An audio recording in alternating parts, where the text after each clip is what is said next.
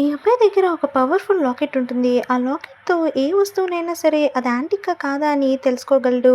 అలానే ఈ వస్తువుని పట్టుకొని ఇది ఎంత అనేసరికి ఇది 200 అని చెప్తుంది. 100కి ఇవ్వచ్చు కదా! అని చెప్పి ఆవిడని అడుగుతూ ఉంటాడు. ఆవిడ ఒప్పుకొని దాన్ని తీసేసుకుంటుంది. వెంటనే ఈ అబ్బాయి యాంటిక్ షాప్‌కి వెళ్ళి దాన్ని అమ్ముదాం అనుకుంటాడు. దీన్ని బాగా పరిశీలించి వాళ్ళు ఇది 10,000 వస్తుంది అని చెప్పి అంటూ ఉంటారు. కానీ ఇది యాంటిక్‌దని నీకెలా తెలుసు అని చెప్పి ఆ అబ్బాయిని అడుగుతూ ఉంటారు. వెంటనే ఆ అబ్బాయి దాని మీదున్న డిజైన్ చూసి నాకది యాంటిక్‌లా అనిపించింది. అందుకే తీసుకొచ్చాను అని చెప్తాడు. కానీ ఈ వస్తువుకి మరీ 10,000 అంటే చాలా తక్కువే అనిపిస్తుంది అనేసరికి ఆ అమ్మాయి 10,000 మాత్రమే ఇవ్వగలను అని చెప్తుంది. కావాలంటే ఇంకొక 5,000 ఎక్స్‌ట్రా ఇవ్వగలను. అంతకు మించి ఇవ్వలేను అని చెప్పి వీళ్ళిద్దరూ కూడా డీల్ కుదుర్చుకొని ఆ అబ్బాయికి వెంటనే 15,000 ఎసేస్తుంది.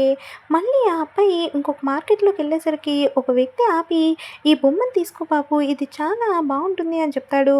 ఆ లాకెట్‌ని టచ్ చేయగానే ఇది కూడా యాంటిక్‌దని ఆ అబ్బాయికి బాగా అర్థమవుతుంది. ఆ ఐడల్ చాలా బరువుండడంతో ఆ అబ్బాయికి ఇది ఇంకా విలువ చేస్తుందని అర్థమయ్యి అతనితో బేరమాడుతూ ఉంటాడు.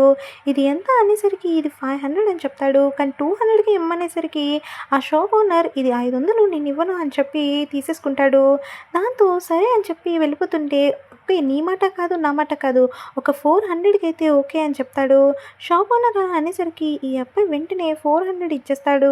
బొమ్మను తీసుకెళ్ళిపోతుంటే ఒక వ్యక్తి వచ్చి దీన్ని నేను కొనుక్కోవాలనుకుంటున్నాను అని చెప్పి అడుగుతాడు.